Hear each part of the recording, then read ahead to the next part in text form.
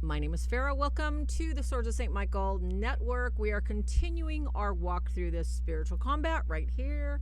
And today we are talking about how to sidestep the dejection that we all go through in an exercise here of self-exorcism as we clean out our spiritual closets and look to receiving that peace of soul that Dom Scupoli is offering in this book.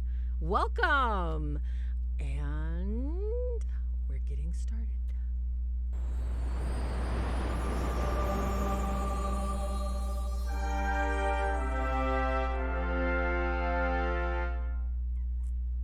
Thank you once again. I am Sister Farah, your host, lay professed Franciscan sister in this journey with a spiritual combat, Dom Lorenzo Scupoli. I call it self-exorcism because this is what it seeks to do: help us attain, maintain, and continually seek that level of closeness with God that brings us that peace that we so desperately need. In today's episode, number 10, I'm hoping you're going to enjoy this. This is going to show us a little bit more in depth on how we can not give into dejection. And that is the hardest thing when we're trying to grow in holiness and virtue, is the dejection that hits us. So before we get going and jump into the episode, listen, put me on pause. Get a cup of coffee, glass of tea, whatever you need. Give us a thumbs up. I'm hoping you're enjoying this series. Thank you so much to my new Patreon subscriber. Thank you. If you'd like to support us, we can offer you lots of books and resources on swordsofstmichael.org. And or if you need something special, a saint, maybe a prayer reminder, prayer beads at prayersbythebead.com, hop on there and check it out. And here we go. We're praying ourselves in. In nomine Patri et Filio et Spiritus Sanctus, sic erat in principio et nunc et semper et saecula saeculorum. Sanctum Michael Arcangele, defende nos in prelio contra nequitiam et insidiis diaboli est presidium. Imperdele Deus, supplicis te precamer tuque, princeps maletia celestis satana maliosque spiritus malignos, qui et peritionem animarum pervegantur in mundo divina virtute detrude. Amen. Our study prayer by Thomas Aquinas. Concedi mihi misericors Deus, qui tibi placita, sud ardenter consuspicere prudenter investigare, vericiter agnoscere perfecte ad implere ad laudem et gloriam nominis tui. Amen. In English. Grant me grace, O merciful God, to desire ardently all that is pleasing to thee, to examine it prudently, to acknowledge it truthfully, and to accomplish it perfectly for the praise and glory of thy name. Amen. The Spiritual Combat and a Treatise on Peace of Soul. Chapter 10, Peace of Soul by Dom Lorenzo Scupoli. The necessity of not being dejected at the obstacles and repugnance we find in the acquisition of this interior peace. God is often pleased to permit our inner serenity, this solitude and holy peace of soul, to be disturbed and overcast with the clouds and emotions arising from our self-love and natural inclinations. But as his goodness permits these trials for our greater good, he will not fail to bestow the refreshing showers of his divine consolation on this dryness of spirit, enriching the soul with the fruits and flowers of his undying love. These interruptions of our tranquility, occasioned by the emotions of the sensitive appetites, are the very combats in which the saints gained victories which merited them immortal crowns. Whenever you fall into such weakness, disgust, and desolation of spirit, say to God with a humble and affectionate heart, Lord, I am the work of thy hands, and the slave redeemed by thy precious blood. Dispose of me as entirely thine, made for thee alone, and grant that my only hope may be in thee. Thrice happy is the soul which thus offers itself to God in time of affliction. Perhaps Under particular circumstances, you find yourself unable to bend your will immediately to the entire submission to God. If such is the case, you should not be dejected, for it is the cross the Master has commanded you to bear as you follow him. Did he not first bear the cross of Golgotha to show you how to bear your little cross of earthly affliction? Contemplate his combat in the garden when he struggled with his human nature, the weakness of which made him cry out, "Father, if it is possible, let this cup pass away from me." And remember the soul that rose above the weakness of the body to cry out in profound humility, "Not my will, but thine be done."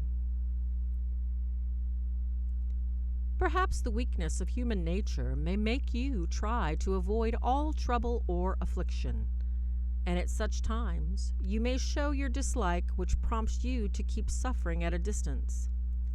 Nevertheless, be sure you persevere in prayer and acts of humility until you find no other desire or inclination than the accomplishment of God's holy will in your soul. Try to keep your heart reserved for God alone, that there may be no room for bitterness, gall, or voluntary repugnance to what God shall appoint. Never be absorbed in the failings of others, but pursue your own path, regarding nothing but that which may wound your conscience. The great secret of belonging to God is to neglect and bypass everything else.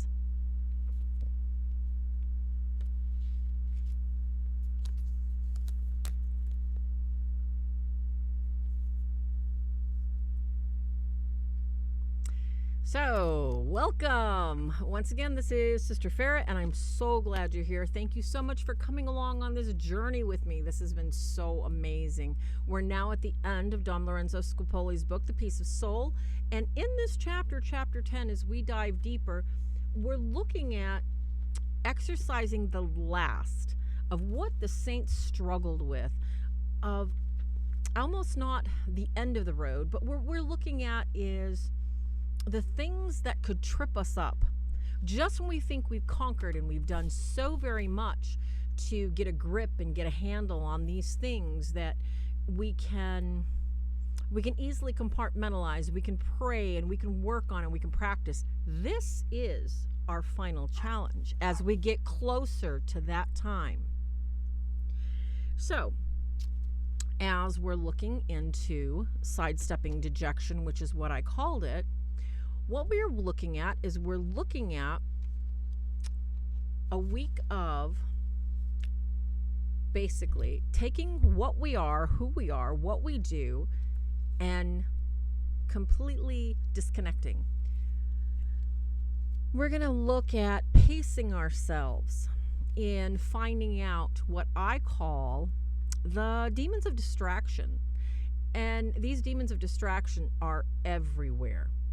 Because what this chapter is telling us to do is get our mind off everything else about everyone. Our situation with work, our situation with play, our situation in the most simple and basic interactions, such as when we're on the road, when we're waiting in line, when we're doing our laundry. These are the things that tell us, I've been slighted, I've been cheated, they got there first. We're looking at all these little things because they're insults and injuries. We're going to just calm this and pull back from that this week.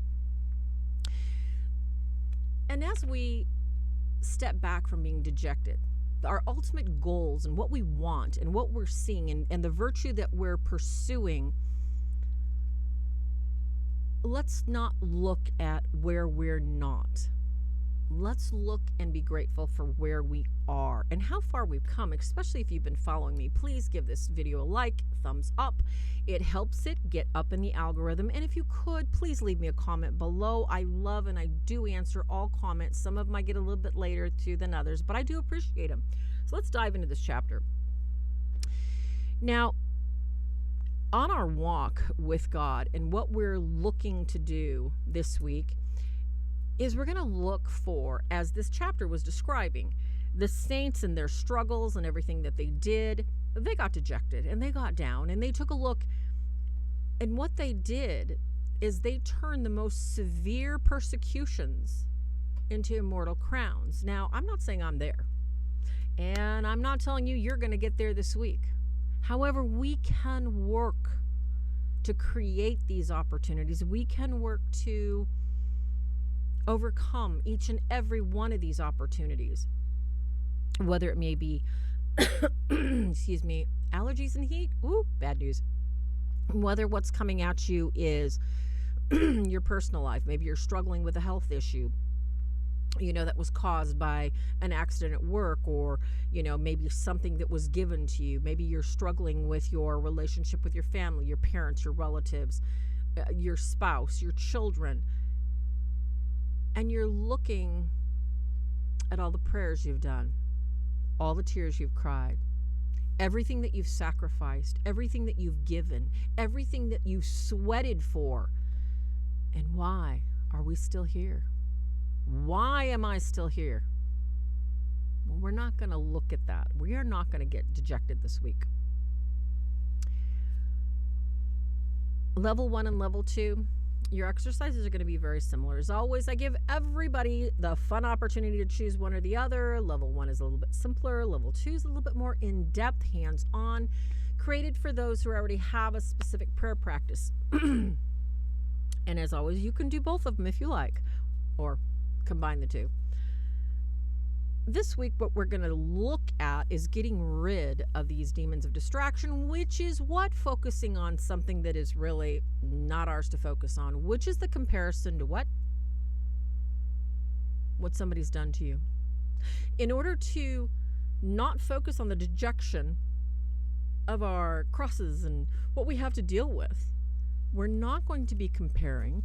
We're going to avoid at all costs looking at others and then looking at what they fail to do for us, or what they are doing, we perceive they are doing wrong to us. So we are not going to be looking at who's hurting us, who's cheating us, who slighted us, who lied to us, who purposely is attempting to destroy us. We are not going to look at any of this, because when these things happen, we're not going to compare ourselves and say, well, I wouldn't have done that. Or I opened the door for this person. Why can't this person be at least a little bit bloody, nice to me, and say thank you? That's comparison. And that is an example of what we're going to avoid, which is what? All the failings of others. When we are distracted by this, looking at all the failings of others, we're comparing ourselves in a way. We're giving into our own vanities, and we're stepping back from the opportunity, like this chapter so beautifully points out. We're avoiding and we're throwing our crown away. So, level 1. Excuse me again. Let's pull out our journals, because I know you've been journaling good. And for those of you that are tying strings around your finger, you can do that too. Colored strings, I hear, are fun. Now, for this week, level 1, what I'd like you to do is I would like you to look at your interactions on a daily basis, whether it's on the road, whether it's at work, and if you don't work, if you're a stay-at-home mother, the frustrations that you're having with homeschooling, with some of the things that are going on in our world today. I'd like you to look at these struggles, and I'd like you to look at the opportunities that you're having for avoiding failings of others, whether your child is failing to do their chores, whether your husband or your wife is failing to give you the love, nurturing, and support that you need, whether your boss is failing to recognize what a great job you've done, whether the person in front of you is failing to have a brain cell and actually do the speed limit, or they've cut you off. We're just going to disengage. As soon as we notice that failing, we're going to disengage. We must disengage so that we do not get locked into that distraction and start ruminating on what wonderful people we are. Level 1, as you journal this week, I'd like you to take at least 3 days of noticing the opportunity for distraction that you've had in focusing on the failings of others. And I'd like you to write them down, exactly what they were. And I'd like you to imagine a different reaction. So if you were cut off in any kind of traffic, if you had a deadline to make and your papers flew everywhere and the dog peed on your papers and you have to redo everything and you're getting ready to cuss and somebody failed to take care of the dog, stop right there. Okay? It's not the other person's failing. This is an opportunity to tackle something that you've never tackled before. Let's write that down and let's meditate on a different reaction for next week. Level 2, as always, you're going to be a little bit more in depth. So in looking at more than just a few days for you, I'd really like you to do it every day, because this exercise can help us and give us a lot of insight, not only psychologically, but spiritually. What's the root? Now, in this chapter, as we're looking at avoiding, the dejection, we lose hope. What is dejection? We lose hope and we lose our focus when we focus on external things that are in our way that we see as insurmountable. This is a lie of the devil. This is why I call this book an exorcism class, because this is just the best. I get so charged when I read these chapters. I love it. So level 2, let's pull out your journals daily. What I'm looking at for you is something very similar, is to look for these opportunities where you're pointing out, that person doesn't realize their underwear is showing. This person is in my way. I cannot move. I cannot get this done because they cannot do their job. We're going to look at these opportunities and we're going to write them down every single day, 2 or 3 things, maybe once a day. And I want you to write it in your journal. And as you do this, I want you to note your instant reaction to someone. And usually it's offense. Usually when something happens to cause dejection in you, it starts with that offense of, well, they didn't do this. This person didn't do this. I didn't get this. So I didn't get this, so I can't do that. Nobody can expect me to do that because I didn't get this. It's always somebody else's fault. Now, of course, you're going to say, well, I don't blame anybody else. But the comparison exists in your mind, and this is what we're trying to distract. The devil's trying to distract. We are trying to disengage. Because the more we disengage and the more we can laugh at it, is a ridiculous opportunity for our day to be ruined, to cause us to lose some hope, or not to focus on where the responsibility lies, which is our own reaction, our own view of the situation. So let's journal that this week. And what I'd really like you to do, level 2, is I'd like you, either daily, at night when you do an examination of conscience, or maybe every 2 or 3 days, I'd like you to bundle these up in this beautiful package, and I'd like you to say, all right, God, this is my opportunity for my crown, and I threw it, and I hit the other person in the head with it. Instead of saying, thank you, God, I can handle this. I can offer this up. I can say a little prayer. I'd like you to turn the situation around, and I'd like you to pray for another opportunity, whatever it was. Now, I would not suggest this if you were in an auto accident and, you're upset because somebody didn't obey the traffic laws. I'm not telling you to pray for another auto accident. I'm not saying that. What I'm telling you to look at is the opportunities for these crosses from watching other people's behavior in your life that have allowed you to see their failings, and it's distracted you. That's what I'm asking you to do. When you sit there and load these in your journal, I want you to download some peace for yourself by asking God to help you face this situation and pray for that person. Either pray for them, do an act of penance, which could be an act of reparation for them. And this could be anything. This needs to be what your heart, your soul, and the Holy Spirit is calling you to do. And it will vary from situation to situation, person to person. You can do this. We can avoid any kind of dejection. Maybe not instinctually, because as this chapter points out, these are our natural inclinations. As human beings, somebody kicks us because, they weren't looking at where they were going. You're going to be upset. You say, what are you not paying attention? Wait, they're failing, not yours. Say, oh, that's nice. You're not going to want to be kicked again.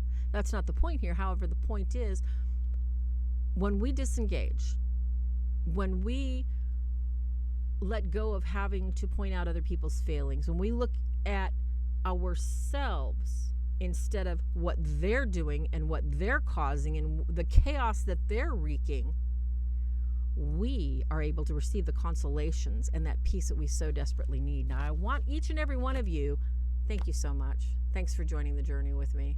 God bless you. If you have any questions, you know how to reach me, help@SwordsofStMichael.org. And please don't forget to like this video, give it a thumbs up. Never forget the battle's already been won. And hopefully I'm here to help you win the fight and win it right. God bless, good night, and until next week, we shall see you soon. Sister Farah, over now. Bye, guys.